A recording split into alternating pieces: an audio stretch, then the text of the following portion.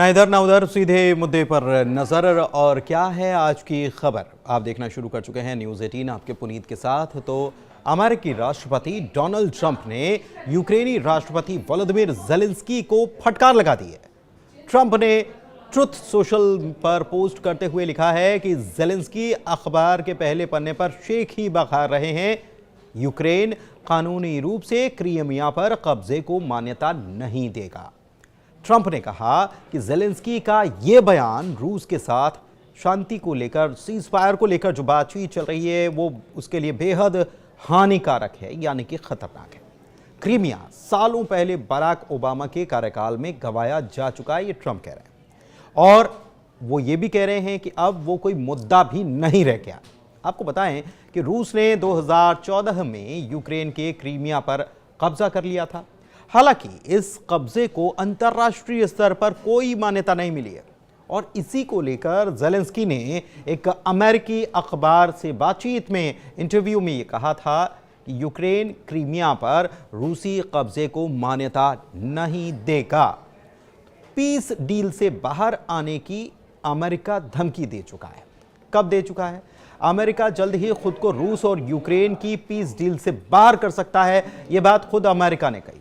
अमेरिकी राष्ट्रपति Donald Trump ने पिछले हफ्ते 18 अप्रैल को रूस और यूक्रेन पीस डील से हटने की धमकी भी दी थी और यह कहा था कि अगर रूस या यूक्रेन में से कोई एक भी डील के लिए तैयार नहीं होता तो यह एक बेवकूफ़ी भरा कदम होगा और हम पीस डील से बाहर आ जाएंगे।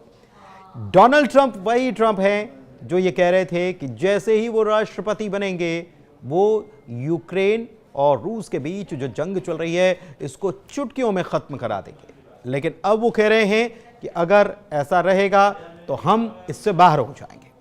ट्रंप से पहले उसी दिन अमेरिकी विदेश मंत्री मार्को रूबियो ने भी कहा था कि आने वाले दिनों में अगर रूस और यूक्रेन जंग को खत्म करने के लिए कोई ठोस कदम नहीं उठाए जाते हैं तो अमेरिका शांति के प्रयास को छोड़ देगा।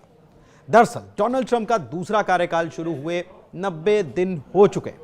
इस दौरान अमेरिका और रूस के बीच कई बार यूक्रेन जंग के समाधान पर बातचीत हो चुकी है, कई बार दौरे हुए हैं, सऊदी में भी बातचीत हुई है, लेकिन ट्रंप प्रशासन को शांति कायम करने में कोई खास कामयाबी हाथ नहीं लग पाई। इसके पहले वो तमाम दावे करते रहे हैं। हालांकि पेरिस दौरे से लौटते वक्त मार्को रूबियो ने कहा था कि अगर यूक्रेन जंग को खत्म करना संभव नहीं है तो अमेरिका को अगले कुछ दिनों में अपनी कोशिशों को छोड़ देना चाहिए और आगे बढ़ जाना चाहिए। जंग को रोकने के लिए अमेरिका ने पीस प्लान भी पेश किया था।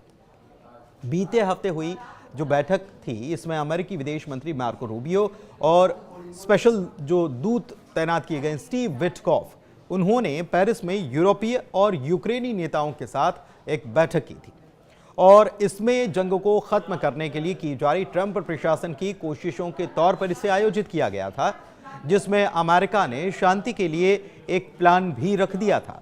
अमेरिकी विदेश विभाग के मुताबिक इस प्लान को सभी पक्षों ने सराहा। हालांकि इस प्लान में क्या शामिल किया गया यह अभी सार्वजनिक भी नहीं किया गया। बैठक के बाद मार्को रूबियो ने कहा कि वो ठोस समझौते के लिए पेरिस आए थे। इधर खबर आई कि अमेरिका और यूक्रेन के बीच जल्द ही मिनरल डील या खनिज समझौता हो सकता है। 17 अप्रैल की रात को यूक्रेन की अर्थव्यवस्था मंत्री यूलिया स्वीरिडेंको ने बताया कि कीव और वॉशिंगटन के बीच डील को लेकर एक एमओयू पर हस्ताक्षर हुए। दरअसल अमेरिका ने यूक्रेन को रूस के खिलाफ जंग में $350 बिलियन के हथियार दिए। ट्रंप प्रशासन ने इस मदद के बदले यूक्रेन से कीमती खनिज देने की मांग की है। इससे पहले 31 मार्च को अमेरिकी राष्ट्रपति डोनाल्ड ट्रंप ने यूक्रेनी राष्ट्रपति वोलोदिमीर ज़ेलेंस्की पर मिनरल डील से पलटने के आरोप लगाए थे। आपको बताएं कि फरवरी में ज़ेलेंस्की और ट्रंप के बीच सार्वजनिक बहस हुई थी और इसके चलते समझौते के पहले ड्राफ्ट पर सिग्नेचर भी नहीं हो पाए थे। ट्रंप ने आरोप लगाया कि ज़ेलेंस्की क्रीमिया पर रूसी कब्जे को स्वीकार करने से इनकार कर रहे हैं और इस वजह से यूक्रेन रूस युद्ध खत्म करने के लिए समझौता नहीं हो पा रहा है।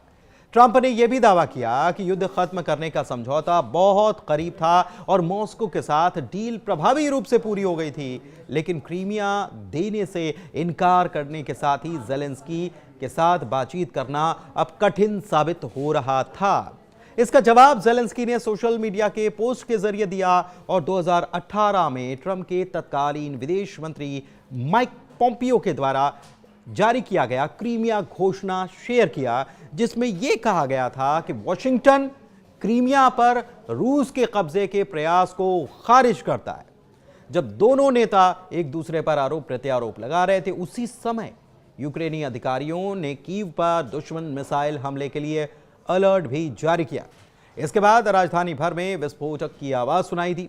ट्रंप ने कहा कि संघर्ष को समाप्त करने के लिए यूक्रेनी राष्ट्रपति के द्वारा अमेरिकी शर्तों को स्वीकार करने से इनकार करना किलिंग फील्ड को लंबा खींचने के अलावा कुछ नहीं होगा। उन्होंने यह भी कहा कि लगता है कि हमने रूस के साथ एक समझौता किया, हमें ज़ेलेंस्की के साथ एक समझौता करना होगा।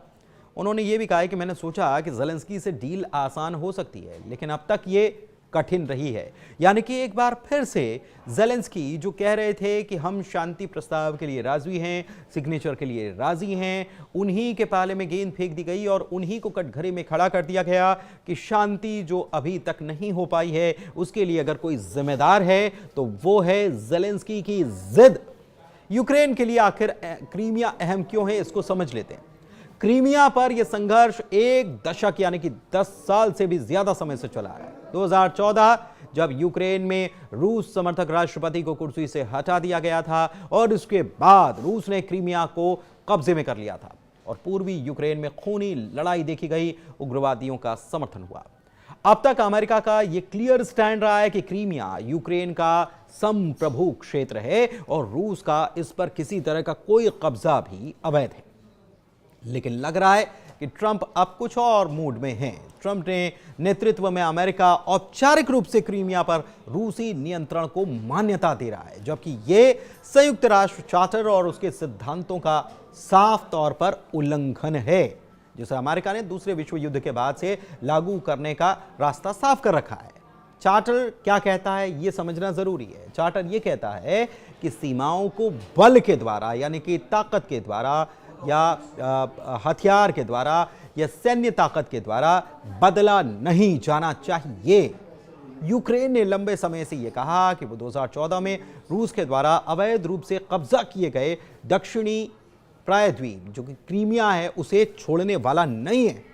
क्रीमिया पर रूस के अवैध कब्जे को मान्यता देना ज़ेलेंस्की के लिए न केवल राजनीतिक रूप से असंभव है, बल्कि यह युद्ध के बाद के अंतर्राष्ट्रीय कानून जो मानदंड है, यूएन चार्टर के मानदंड है, इसके भी उलट होने वाला है कि सीमाओं को बलपूर्वक बदला नहीं जाना चाहिए। ज़ेलेंस्की ने लगातार इस सुझाव को खारिज किया है कि यूक्रेन क्रीमिया प्रायद्वीप पर अपना दावा छोड़ेगा और यह बात पहले भी कही जा रही थी। माना तो यही जा रहा था कि यूक्रेन और रूस के बीच डील इस बात पर टिक गई है कि यूक्रेन अपना हिस्सा जो अभी तक रूस ने उसका कब्जा रखा है, रूस ये चाहता है कि उस हिस्से को छोड़ दे और फिर शांति प्रस्ताव हो जाए और साथ ही साथ यूक्रेन में बड़े हथियार ना हो और यूक्रेन इस बात की जिद भी छोड़ दे कि वो नाटो में शामिल होगा। लेकिन दूसरी तरफ बात वहीं पर आकर अटक गई। ये पहले भी इस बात की आशंका थी या इस बात की स्थितियां बन रही थी कि क्रीमिया का मसला ही अटकेगा, बाकी के हिस्से तो छोड़ दीजिए, जिसको अभी युद्ध जब शुरू हुआ तब रूस ने कब्जा लिया, उस हिस्से की तो अब बात ही नहीं हो रही है। बात हो रही है 2014 में कब्जाए गए क्रीमिया की और बात वहीं पर आ अटकी है। और इसी मामले को लेकर अब अमेरिका कह रहा है कि क्रीमिया, एक प्रकार से ट्रंप की तरफ से ये इशारा किया जा रहा है कि क्रीमिया की तो बात ही क्यों कर रहे हो और क्रीमिया तो कब का रूस का हो चुका है।